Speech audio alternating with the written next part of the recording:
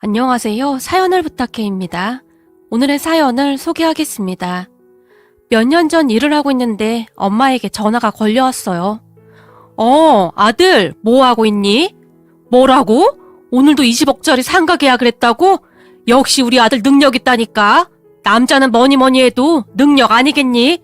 라며 호들갑스럽게 말했어요. 엄마, 그게 무슨 말이야? 말을 알아듣게 해야지. 갑자기 전화해서 그게 무슨 말이야?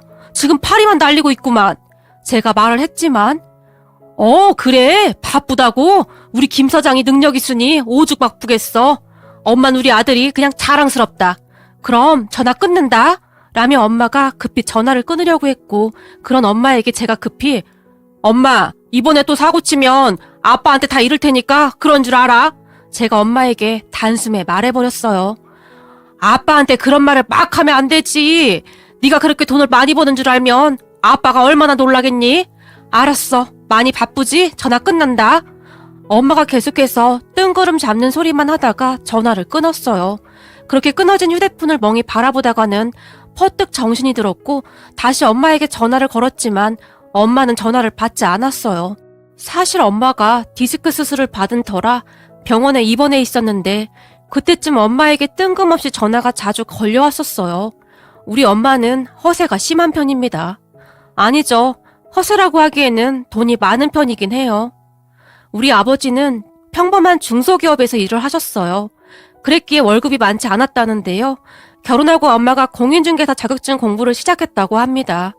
엄마 말로는 결혼 후에 아이가 금방 생길 줄 알았다는데 몇 년간 생기지 않았고 하루 종일 아버지의 월급 날짜만 바라보고 살기에는 너무 답답했고 뭐라도 해봐야겠다는 생각이 들더랍니다. 그러던 어느 날 동네에 잘 아는 지인 한 분이 공인중개사 자격증을 따서 부동산 중개업을 하면서 꽤 많은 돈을 버는 것을 보며 나도 한번 해볼까? 당신도 알다시피 내가 기억력 하나는 진짜 좋잖아 라고 아버지에게 말을 했다고 합니다. 뭐? 공인중개사 자격증? 그거 우습게 보면 안 돼. 내 친구들 중에도 공부하다 포기한 친구들이 많아. 그렇게 호락호락하지 않다니까. 아버지가 엄마의 말을 귓등으로도 듣지 않았다고 하네요. 그런 아버지를 보며 오기가 발동한 엄마가 만약 내가 해내면 어떻게 할 거야? 이래 봬도 나 학교 다닐 때 암기 하나는 끝내줬던 사람이야. 엄마가 아버지를 노려봤고 당신이 합격만 하면 나야 좋지. 노후가 보장되는 건데. 근데 당신이 할 수 있겠어?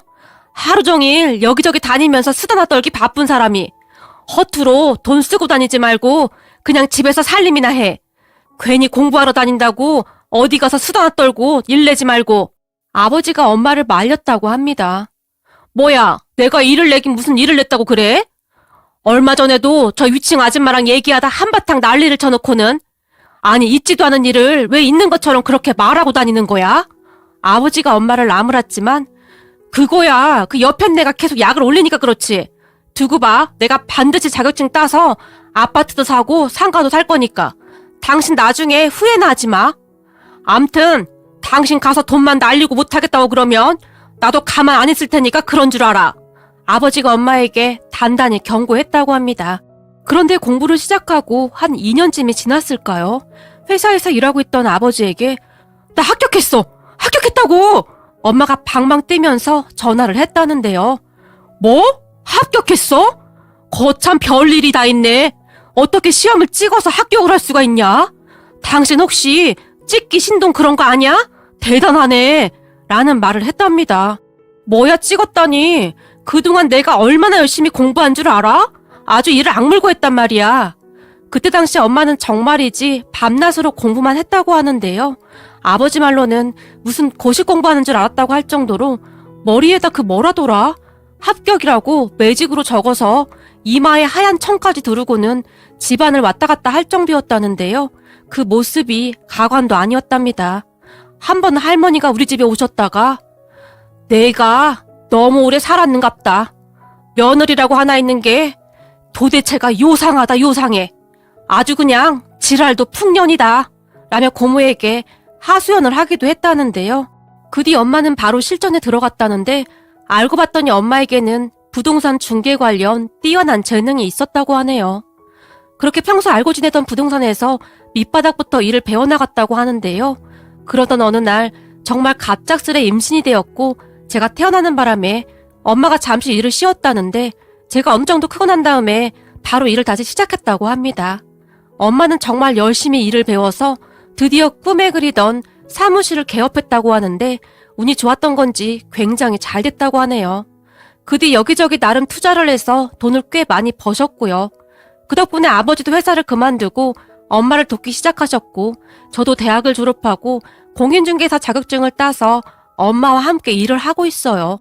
그런데 엄마는 가끔 엉뚱한 일을 저지르기도 해서 아버지가 화를 내기도 했지만 큰 사고는 아니었기에 그냥 넘어가곤 했는데요. 그때쯤에는 제 결혼에 집착하셔서는 괜찮은 아가씨만 있으면 저와 짝을 맺어주려고 눈에 불을 켜고 있었어요. 사실 제가 여자친구를 몇 명 사귀었었는데 우리 집이 좀 잘 산다는 걸 알고 접근하기 일쑤였기에 몇 번 크게 데이고 나니 나중에는 여자에게 큰 관심이 없었어요.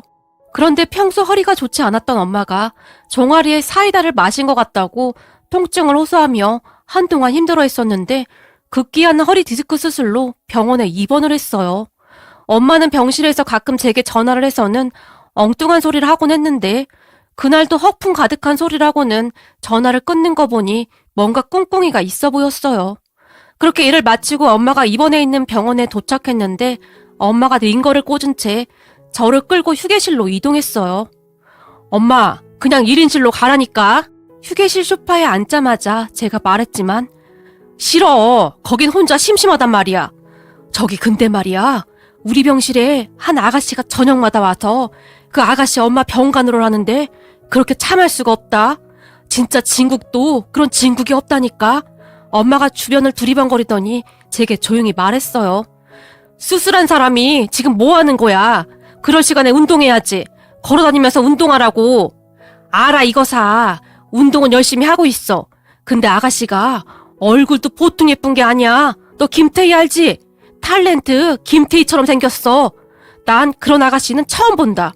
얼굴도 예쁘지 성격도 좋지. 며칠 지켜봤는데 살다 저렇게 착한 아가씨는 처음 본다. 아니 어쩌면 그렇게 엄마를 살뜰히 챙길 수가 있어? 거기다 우리들한테도 그렇게 예의 바를 수가 없다니까. 조금 있으면 그 아가씨 올 시간이니까 이따 한번 보고 가. 엄마가 신나서 말했어요. 됐다니까. 엄마가 예쁘다고 하는 걸 보니 그냥 안 보는 게 나을 것 같아. 그리고 제발 이상한 소리 좀 하지 마. 엄마 진짜 자꾸 왜 그래? 근데 이놈의 자식이 엄마가 뭘 이상한 소리를 해. 지금 우리 병실 아줌마들이 그 아가씨랑 자기 아들들이랑 엮어주려고 아주 난리란 말이야. 그러니까 너 정신 똑바로 차려. 엄마가 저를 노려보기까지 했어요. 그렇게 잠시 후에 엄마가 말하던 그 아가씨가 들어왔는데 그 순간 엄마가 저를 툭툭 치더니 곁눈질을 해가면서 자꾸 눈을 껌뻑였어요. 엄마의 성화에 못 이겨 제가 아가씨를 살짝 봤는데요. 보자마자 정말 깜짝 놀랐답니다. 엄마 말대로 키도 크고 얼굴도 뽀얀 게 얼마나 예쁘던지 광채가 나는 것 같았어요. 그런 아가씨를 제가 넋놓고 바라보고 있었는데요. 그런 저를 보던 엄마가 제 귓가에 봐, 예쁘지? 장난 아니라니까. 완전 대박이라니까. 딱 네 스타일이잖아. 그동안 네가 만나던 김태희 짝퉁들하고는 격이 다르지 않냐? 넌 눈 좀 높이고 살아라. 얼굴이 저렇게 고상하고 단아한 여자를 골라와야지. 넌 눈깔이 삐었어. 어디서 데리고 오는 여자들마다 전부 그 모양이냐? 엄마! 눈깔이 뭐야 눈깔이. 창피하니까 조용히 좀 해. 라며 제가 엄마를 말리며 그 아가씨의 행동을 유심히 보고 있었는데요. 엄마가 갑자기 이번에 20억짜리 상가 계약했는데 도대체 얼마나 번 거냐? 이번 달은 그냥 먹고 놀아도 되겠구만. 라고 큰 소리로 말했어요. 그 말에 제 얼굴이 빨갛게 달아올랐는데 엄마가 다시 결혼은 뭐니 해도 능력 있는 남자랑 해야 하는 거야. 안 그러면 여자가 평생 고생하거든. 라는 말을 했어요. 그런데 옆 침대에 누워있던 아줌마 한 분이 까짓 복덕방 사장이 뭐가 좋다고. 우리 아들은 박사야 박사. 공부를 어찌나 잘하는지 영어 중국어까지 다 한다고. 남자는 뭐니 해도 머리가 좋아야지. 그래야 나중에 이세가 태어나도 좋은 거지. 그렇고 말고. 큰 소리로 외쳤어요. 그리고 그 순간 그 옆 침대에 있던 다른 아주머니가 머리도 좋고 돈도 많으면 더 좋은 거지. 우리 아들은 치과 의사다 이 말이야. 치과 의사 정도 되려면 공부도 엄청 잘해야 한다 이 말이지. 라며 큰 소리로 말했어요. 그런 말을 듣던 우리 엄마가 요즘은 돈이 있어야 하는 거야. 아들아, 우리가 건물이 몇 개더라? 라며 저를 바라봤어요. 엄마, 제발 그만 좀 해. 라며 제가 엄마를 말렸지만 머리만 좋으면 뭐 하겠어. 우리 아들도 서울에 있는 대학 졸업해서 그만하면 괜찮고 거기다 돈도 있고 어디 하나 빠지는 게 없지. 엄마가 아주 큰 목소리로 다시 말했어요. 그러다가 갑자기 병실 안이 소란스러워졌는데 그렇게 병실은 하루하루 조용할 날이 없었어요. 그런데 제가 엄마 병실에 갔던 어느 날 기가 막힌 일이 일어났는데요. 그러니까 박사 아들이 있다며 자랑하던 옆 침대 아주머니 딸이 왔는데 아주머니에게 사과를 깎아주던 딸이 아주머니에게 엄마, 유철이 말이야. 도대체 나한테 1,000만 원 빌려간 지가 언젠데 아직까지 갚지도 않고 미치겠어 정말. 엄마가 말 좀 해봐. 이제는 내 전화를 아예 받지도 않아. 우리 이사 가야 하는데 남편 눈치도 보이고 진짜 미치겠어. 라며 투덜거렸어요. 그 말에 아주머니가 유철이가 빌려가긴 무슨 돈을 빌려왔다고 그래. 너 갑자기 무슨 뚱딴지 같은 소리라고 그래. 얘가 오늘따라 이상한 소리를 하네. 얼른 집에나 가봐. 딸을 나무랐어요. 그리고 그때를 놓치지 않고 우리 엄마가 아니 아들이 박사라고 하던데 무슨 박사가 돈 1,000만 원이 없어서 그런데요 그래? 라며 물었어요. 그 말을 듣던 그 아주머니의 딸이 네? 박사요? 박사는 무슨 박사예요. 대학 졸업하고 취직도 겨우 해놓고 지금 그냥 허세만 가득해서 회사에 타고 다닐 차를 사야 한다고 돈 빌려가놓고 강간무소식이네요. 암튼 우리 집안 골칫거리예요. 아들이라고 그렇게 예뻐하더니 지금 봐봐. 아들이 무슨 소용이야? 엄마 수술까지 했는데 얼굴 한 번 안 비추는 거 봐봐. 나쁜 놈의 인간. 아주머니의 딸이 괘씸하다는 듯이 말했어요. 넌 입 좀 다물고 있어. 뭔 놈의 기집애가 이렇게 입이 싼 거야. 내가 입이 싸긴 뭘 싸. 내가 틀린 말 했어? 지금 엄마 수술비랑 병원비도 내가 다 내줄 건데 그렇게 아들 하더니 이게 무슨 꼴이냐고. 아주머니의 딸은 정말 수다스러웠는데 아주머니의 표정 따위는 전혀 상관도 하지 않았고 혼자서 중얼중얼 계속해서 불만을 쏟아내고 있었어요. 그런 딸의 말에 결국 아주머니가 아유 내가 말을 말아야지. 얼른 집에 나가 이 기집애야. 라며 신경질적으로 이불을 뒤집어 써버렸는데 아주머니 얼굴은 울기 직전이었어요. 그 뒤 박사 아들이 있다던 아주머니는 병실에서 입을 꼭 다물어버렸고 종일 자는 척만 했어요. 그리고 얼마 뒤에 치과 의사라던 아주머니 아들이 병실로 들어왔다는데 순간 모두가 그런 아들을 유심히 바라본 모양입니다. 하지만 모두가 기대했던 것과는 달리 치과 의사 아들은 시종일관 무료하다는 듯이 앉아서 아무 말 없이 휴대폰만 들여다보다가는 어머니, 저 바빠서 이만 가볼게요. 그리고 제가 비싼 간병인까지 보내드렸는데 저한테 왜 오라가라 하시는 거예요? 저 바쁜 사람인 거 몰라요? 앞으로 더 바쁠 것 같으니까 이젠 자꾸 전화하지 마세요. 라며 쌩하고 가버렸다고 합니다. 그런 아들의 모습에 치과의사 아들을 둔 아주머니 표정이 사색이 되었다는데요. 옆에서 그 모습을 지켜보던 엄마가 아유 똑똑한 건 맞는 것 같은데 찬바람이 쌩쌩 부네 그래. 라며 중얼거렸다고 하네요. 결국 우리 엄마만이 의기양양해진 채 그 기세가 하늘을 찌를 것 같았는데요. 저는 일이 끝나자마자 엄마가 드시고 싶은 것들을 사서 항상 엄마 병실로 갔고 한참을 웃고 떠들며 말동무를 해드리다 돌아오곤 했으니까요. 그렇게 한 이틀이 지났을까요? 엄마가 태어나는 날이 가까워져 가고 있었고 그때쯤 엄마는 안절부절 못하고 있었어요. 엄마는 김태희를 닮았던 그 아가씨가 정말 마음에 들었던 모양인지 심지어는 나 아파서 퇴원 못하니까 더 입원한다고 해. 억지 좀 피우지 마. 병원에서 태어나라는데 어떻게 더 있는다고 해. 제가 엄마를 나무랐지만 너 얼른 가서 그 아가씨 연락처라도 받아놔. 안 그러면 나 절대 퇴원 못해. 라며 고집을 피우셨어요. 그런데 그날 저녁 집으로 돌아가려고 엄마 병실을 나왔는데 그 아가씨가 휴게실에 홀로 앉아 있었어요. 누군가와 통화를 하는 모양이었는데 그렇게 제가 엿들으려고 했던 건 아니었지만 얼떨결에 통화 내용을 듣게 되었어요. 주변에 부탁할 사람 좀 없을까? 아무리 찾아봐도 부탁할 사람이 없네. 그리고 친구 몇 명은 알았다고 했는데 부적합한 친구도 있어서 실제로는 해줄 사람이 거의 없어. 헌혈증으로는 안 된대. 가까운 헌혈센터에 가서 지정 환자를 우리 엄마로 해야 한다고 하더라고. 이럴 때 아빠라도 계셨으면 좋았을 텐데 라며 눈물을 흘리고 있었어요.